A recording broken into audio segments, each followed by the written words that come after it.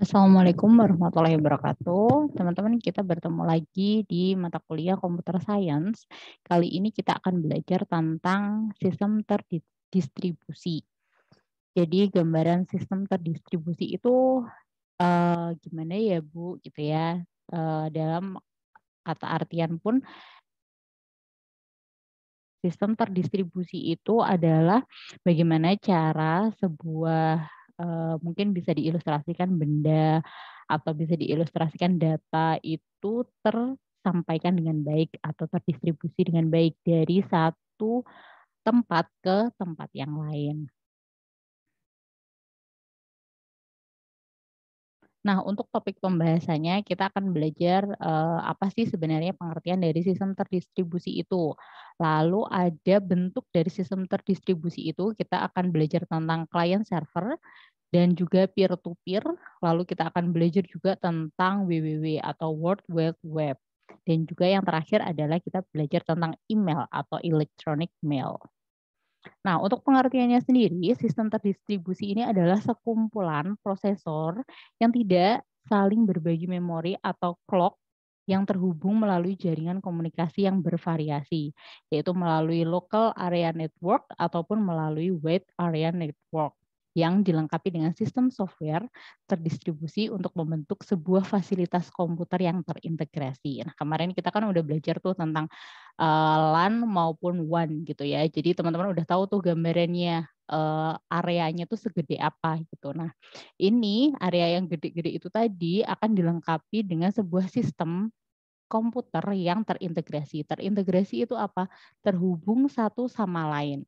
Jadi sistem terdistribusi ini memiliki beberapa variasi gitu ya. Jadi mulai dari small microprocessor, workstation, terus mini komputer yang saling terhubung gitu. Jadi mereka akan bisa mengakses satu data dari satu komputer ke komputer yang lain. Nah, selanjutnya manfaat dari sistem terdistribusi itu sendiri, yang pertama adalah untuk resource sharing. Resource sharing ini sendiri adalah situs-situs gitu ya. Jadi beberapa kalau teman-teman lihat kayak www atau portal www.google.com misalnya, terus ada medsos gitu ya, www Facebook kayak gitu ya. Itu situs-situs yang berbeda. Mereka itu saling terhubung satu sama lain melalui jaringan sehingga situs yang satu dapat mengakses dan menggunakan sumber daya yang terdapat dalam situs yang lain gitu. Jadi kalau misalnya kayak di kampus kita gitu ya, itu kan ada situs untuk pendaftaran, ada situs untuk e-learning, ada situs untuk SIA. Nah, misalnya di pendaftaran itu mahasiswa baru gitu kan yang mengisi gitu kan. Nah, nanti SIA itu bisa mengakses dari si sistem pendaftaran itu untuk mahasiswa-mahasiswa baru yang bisa atau tercatat sebagai mahasiswa di kampus kita gitu. Jadi mereka tuh saling mengambil atau saling mengakses data satu sama lain dari situs yang satu ke situs yang lain. Nah, yang kedua ini ada computation speed up, yaitu apabila sebuah komputasi dapat dipartisi menjadi beberapa subkomputasi yang berjalan secara bersamaan. Maka sistem terdistribusi akan mendistribusikan subkomputasi tersebut ke situs-situs dalam sistem. Dengan demikian, hal ini meningkatkan kecepatan dari si komputasi itu. Jadi misalnya satu area gitu ya, misalnya ada di dalam area kampus gitu. Nah, subkomputasinya itu akan di breakdown lagi atau dipecah lagi. Misalnya di lab A, B, C, D, E gitu supaya lebih cepat dalam mengaksesnya. Jadi di jaringan pusatnya A, pusatnya B sama C itu diberikan distribusi misalnya datanya gitu ya. Kita bicara distribusi data gitu kan. Nah, itu akan lebih cepat karena nanti komputer-komputer yang ada di lab A ini tidak perlu ke server pusat. Jadi cuman langsung ke server A aja kayak gitu. Terus yang ketiga ada reliability, yaitu dalam sebuah sistem terdistribusi apabila sebuah situs mengalami kegagalan, maka situs yang tersisa akan melanjutkan operasi yang sedang berjalan. Hal ini menyebabkan reliabilitas sistem menjadi lebih baik. Jadi misalnya kalau ada jaringan yang error itu, dia akan di backup oleh tangannya yang lain gitu ya.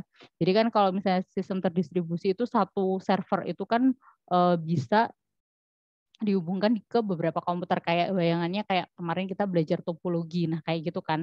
Nah, itu nanti kalau misalnya satu aja satu aja jaringannya itu atau situsnya itu mati, otomatis akan ter-backup oleh situs yang lain atau jaringan yang lain seperti itu. Karena apa? Karena yang lainnya itu juga bisa dilalui gitu. Jadi nggak mati gitu ya dari server ke kliennya itu nggak benar-benar langsung mati gitu kalau misalnya ada yang rusak.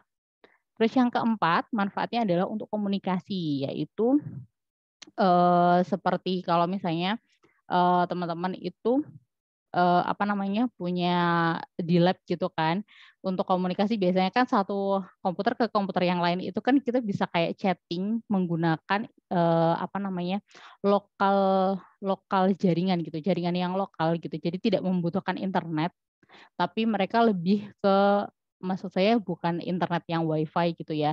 Jadi mereka pakainya yang port gitu, pakainya tuh kabel gitu chatting-annya tuh, jadi bukan WiFi kayak gitu. Itu kan bisa, itu untuk komunikasi. Terus yang kelima ada flexibility. Nah, flexibility ini banyak sih sebenarnya. Jadi, dia tuh memungkinkan untuk terus dikembangkan, terus, susunan sistem itu bisa disesuaikan sama kebutuhan. Jadi lebih kayak dia tuh adaptif untuk digunakan. Jadi kalau misalnya tuh kampus A dengan kampus B ini memiliki sistem yang tidak sama, oh berarti pakai sistem distribusinya itu juga modelnya nggak akan sama, akan disesuaikan dengan kebutuhan dari si organisasi masing-masing. Terus selanjutnya karakteristik sistem terdistribusi. Yang pertama, karakteristiknya itu adalah konkurensi of komponen, yaitu pengaksesan suatu komponen atau sumber daya ini segala hal yang digunakan bersama dalam jaringan komputer meliputi hardware ataupun software secara bersamaan. Jadi kalau misalnya servernya itu kan bisa diakses beberapa klien, datanya pun juga bisa diakses. Jadi software sama hardware-nya itu benar-benar bisa digunakan semuanya. Terus yang kedua ada no global clock, yaitu hal ini menyebabkan kesulitan dalam mensinkronasikan waktu di seluruh komputer atau perangkat yang digunakan. Dapat berpengaruh pada pengiriman pesan ataupun data seperti saat beberapa proses tersebut ingin masuk ke critical session. Jadi dalam artian kalau misalnya sistemnya terdistribusi atau terintegrasi gitu ya, itu kan jalannya si data itu banyak jalan yang bisa dilalui. Jadi kalau misalnya satu jalan itu macet atau crowded, itu dia bisa akan pakai jalan yang lain. Kalau misalnya tidak diintegrasi atau tidak didistribusikan dengan baik, otomatis satu data aja atau satu pesan aja kita mau akses tuh kayak lama banget kayak gitu. Jadi kalau misalnya pakai sistem terdistribusi itu akan lebih gampang karena jalannya itu lebih banyak. Nah, yang ketiga ada independent failure of component, yaitu setiap komponen perangkat dapat mengalami kegagalan, namun komponen atau perangkat lain tetap berjalan dengan baik. Jadi kalau misalnya satu rusak, karena jalannya itu banyak, otomatis yang lain itu akan tetap bisa berjalan. Nah, selanjutnya ada tujuan dari sistem terdistribusi. Tujuannya itu adalah untuk memberikan akses bagi pengguna untuk dapat mengembangkan sumber daya sistem. Yang kedua, peningkatan kecepatan komputasi. Lalu yang ketiga, meningkatkan availabilitas atau ketersediaan dan reliabilitas data. Lalu mengatasi bottleneck. Jadi bottleneck ini di mana tumpukan tumpukan task atau tugas dari sebuah sistem itu dapat didistribusikan atau dipecah melalui jalan-jalan yang lain. Lalu untuk mendukung pelayanan gitu ya, misalnya pelayanan penjualan dengan menggunakan sistem distribusi yang lebih baik gitu kan. Jadi kalau misalnya, contohnya kayak satu admin tuh harus membalas banyak pesan, itu kan ada jalannya masing-masing. Jadi nggak perlu, tuh kayak takut pesannya itu tertumpuk di satu jalan aja kayak gitu. Lalu ada mendukung sistem kerja jarak jauh kayak gini ya, misalnya kayak online seperti itu, terus memudahkan pekerjaan secara berkelompok. Nah, untuk contoh sistem terdistribusi ini, dicontohkan ya yang paling sering kita gunakan yaitu yang pertama ada intranet.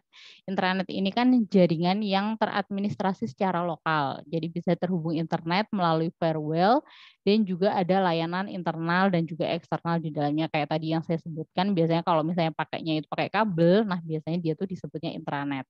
Kalau internet adalah jaringan yang global, jadi lebih besar lagi. Biasanya pakai WiFi seperti itu cara komunikasinya atau cara nyambungnya pakai IP sebagai protokol kan seperti itu. Kalau contoh selanjutnya ada WWW, yaitu WWW ini adalah arsitektur client server yang terbuka yang diterapkan di atas infrastruktur internet dan juga share resource melalui URL. Terus yang keempat ada mobile. Jadi mobile itu yang biasanya maksudnya kita bisa pakai di mana-mana kayak handphone, terus gadget, tab kayak gitu. Terus ada juga terkait multimedia. Multimedia ini biasanya kalau sekarang kita bisa gunakan sistem terdistribusi ini pengaksesan datanya gitu ya, lebih kayak ke bentuk datanya tuh bisa kayak video, audio, multitask teks gitu kan, teks juga bisa kayak gitu. Terus ada video conference atau kayak Zoom dan Google Meet seperti itu contohnya.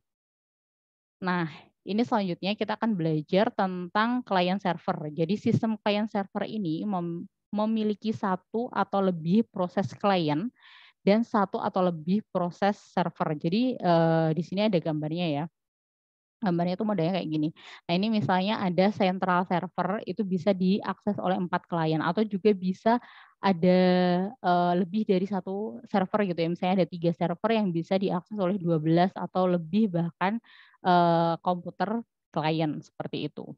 Nah, komputer-komputer ini kadang kalau misalnya di-breakdown lagi, kayak tadi yang saya jelaskan misalnya ini jadi akhirnya dia bukan jadi klien akhir gitu ya, bukan end client gitu. Jadinya tuh terminalnya aja. Jadi dari sini akan didistribusikan ke sini, misalnya komputer A, B, C, D, terus komputer A ini akan jadi kayak kayak servernya lagi dari beberapa komputer lagi di bawahnya. Nah, ini kan kalau misalnya A itu ibarat kata mati atau mengalami gangguan, informasi ini kan tidak akan berhenti karena ada yang lain gitu. Makanya itu pentingnya kenapa sistem itu bisa disetting secara distribusi atau diintegrasikan seperti itu. Nah, ini adalah yang dilakukan oleh server. Jadi server itu mengatur data, mengatur resource atau mengatur apa namanya tuh informasi yang akan diakses dan juga proses komputasi yaitu penyalurannya ke klien. Terus di kliennya sendiri adalah proses mengakses data dan melakukan operasi pada komputer yang lain. Nah, ini tuh biasanya dari komputer A, B, C, D, E ini juga bisa dihubungkan satu sama lain. Jadi mereka tuh bisa saling terhubung. Terus interaksinya sendiri ini adalah hasilnya gitu. Jadi yang bisa diakses tadi apa tuh hasilnya, bisa berupa data ataukah berupa kebanyakan data ya pasti yang ini apa namanya yang diakses gitu kan untuk bisa disebarkan ke klien di bawahnya lagi. Nah, yang kedua ini ada peer to peer. Peer to peer ini bagian dari model sistem terdistribusi di mana sistem bisa sekaligus berfungsi sebagai klien maupun server. Jadi kalau yang di klien server tadi kan server sentral ini kan bentuknya itu server. Jadi tidak ada apanya ya. Kan nggak ada kalau kayak gini tuh dianalogikan kayak ada monitornya gitu kan. Tapi dia di sini sebagai klien juga bisa, sebagai server juga bisa. Nah, tapi kalau di peer to peer itu tuh servernya itu ya berupa si komputer itu tadi. Jadi misalnya ada komputer A yang dijadikan apa namanya tuh server gitu kan. Nah, komputer B ini juga bisa jadi server. Nah, mereka nanti saling sharing data yang akan diakses satu sama lain seperti itu. Nah, ini ada WWW atau World Wide Web yaitu suatu ruang informasi di internet yang digunakan oleh pengenal global yang disebut pengidentifikasi sumber ragam atau URI untuk mengenali sumber daya yang berguna. Nah, untuk fungsinya sendiri WWW ini kan untuk memungkinkan pengguna dalam berselancar atau kita sedang menyelami gitu ya, mencari informasi ke dalam internet yang mudah hanya melalui cara menggunakan URL atau si www-nya ini tadi atau link biasanya kan kita nyebutnya gitu kan. Untuk mengakses ini kita memerlukan yang pasti adalah perlu internet. Kalau nggak connect ke internet, otomatis kita tuh nggak bisa tuh ngeaksesnya gitu. Nah, fungsi WWW itu sendiri yang pertama ada untuk web mail service, yaitu digunakan untuk mengirimkan surat elektronik kepada orang lain. Layanan ini bisa didapatkan secara gratis maupun juga berbayar. Nah, layanan email ini kan biasanya ada tuh beberapa domain yang menyediakan, seperti contohnya ada gmail.com, ada yahoo.com, atau hotmail.com, seperti itu. Atau email berbayar ini biasanya itu keperluan untuk perusahaan. Jadi mereka, punya domainnya mereka sendiri gitu. Nah, terus yang kedua ada search engine. Search engine atau mesin pencari merupakan layanan gratis untuk mencari informasi berdasarkan kata kunci tertentu. Search engine yang cukup populer biasanya kita pakai itu Google atau Bing atau ada, apa namanya, Opera kayak gitu. Nah, biasanya kan kita menyebutnya, "Ayo yuk, googling aja," kayak gitu. Nah, itu kan karena dia tuh bersifat search engine gitu ya, untuk mencari, beberapa informasi.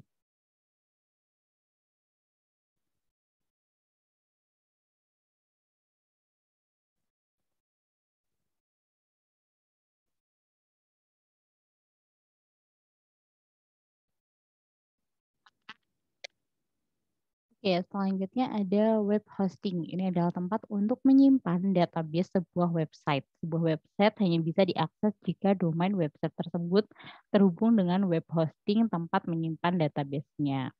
Terus, untuk yang terakhir itu ada portal. Portal ini merupakan sebuah layanan di internet di mana terdapat beberapa layanan sekaligus. Misalnya ada email, ada news, ada chatting, tanya jawab, dan salah satu portal yang cukup populer ini ada Yahoo ya dulu. Kalau misalnya teman-teman, apa namanya, tahu Yahoo itu di sana tuh benar-benar ada semua, ada emailnya juga, ada kalau kita mau baca news atau berita itu juga ada, chatting juga bisa, ada Q&A seperti itu. Terus ada contoh www. Contoh www itu kayak gini, jadi ada www.google.com, www.maxmenro, ada www.yahoo, terus www, Facebook, Twitter, dan juga YouTube. Biasanya pasti teman-teman udah familiar lah sama ini ya. Nah, terus yang selanjutnya ada email atau electronic mail. Jadi kalau misalnya kita lihat ya dari gambar ini, email itu sendiri adalah, mmm sebuah surat yang kita bisa sekarang bikin itu secara elektronik yang cepat gitu ya. Kalau zaman dulu kan harus mengirim surat tuh pakai perangko lah, beberapa hari baru sampai. Kalau sekarang dalam hitungan detik aja email ini udah bisa diterima oleh siapapun di seluruh penjuru dunia gitu kan. Nah, dari gambar ini sendiri cara kerja email itu yang pertama pastinya pemilik email itu membuka emailnya, mengirim pesan. Terus, pengguna email tersebut memberikan instruksi pada aplikasi email untuk mengirimkan alamat emailnya. Jadi dalam artian dari kita untuk ke siapa, subjeknya apa, dan isinya apa. Lalu email itu mengirim pesan ke email server. Nah, nanti dari servernya itu mengirim ke mail server berkomunikasi dengan DNS untuk mencari mail server si penerimanya. Jadi ini to-nya ini ke siapa. Jika sudah ditemukan, maka mail server mengirimkan atau mentransfer pesan ke mail servernya si penerimanya. Terus akhirnya sampailah kepada komputer atau akunnya si penerimanya. Terus fungsi dan manfaat dari email itu sendiri ya, pastinya yang pertama adalah mengirim pesan, terus yang kedua mengirim file, terus yang ketiga adalah untuk, identitas diri gitu ya sekarang itu. Pastikan, emailnya apa gitu kalau kita misalnya mengisi form secara online, terus, validasi identitas online-nya kita tuh kebanyakan itu misalnya, apa namanya, kalau misalnya kita daftar gitu sebuah situs atau keanggotaan apapun, pasti untuk validasinya cek email Anda untuk apa namanya, memvalidasi gitu apakah benar akun ini gitu. Terus yang terakhir itu ada juga sebagai media pemasaran. Biasanya kalau misalnya ada apa sih, kayak promo gitu ya, promo misalnya dari Traveloka atau apa, Citylink atau tiket.com gitu kan biasanya kalau untuk yang, suka traveling tuh biasanya masuk tuh ke email kita, banyak banget promonya. Nah itu sebagai media pemasaran. Nah, yang selanjutnya ada jenis-jenis email. Yang pertama ada Popmail. Popmail ini sendiri adalah Post Office Protocol, adalah jenis email yang didapatkan oleh pengguna dari ISP yang menjadi langganan atau email pekerja. Jadi kalau misalnya saya sebagai dosen itu punya email yang dari kampus gitu. Jadi domainnya itu akan berubah bukan @gmail.com gitu. Jadi berubah jadi universitasputrabangsa.com biasanya kayak gitu. Terus yang kedua ada webmail, yaitu adalah email yang berbasis website. Dengan kata lain kita sebagai penggunanya harus membuka website itu dulu untuk mengakses emailnya kita gitu. Jadi kalau misalnya di Gmail punya Gmail gitu ya, punya Google, otomatis kita harus buka dulu tuh websitenya Google, baru kita bisa login email kita ke situ. Nah, terus yang terakhir ada forward email, yaitu adalah jenis layanan email yang memforward atau meneruskan email yang diterima pengguna ke alamat email yang lain. Biasanya forward mail ini hanya digunakan oleh mereka yang sering banget berganti-ganti email, seperti itu. Oke, sekian materi dari saya. Terima kasih sudah mengakses video pembelajarannya. Semoga ilmunya bermanfaat. Jangan lupa untuk presensinya dan juga materinya bisa di-download di e-learning. Terima kasih, sampai ketemu lagi. Sekian dari saya. Wassalamualaikum warahmatullahi wabarakatuh.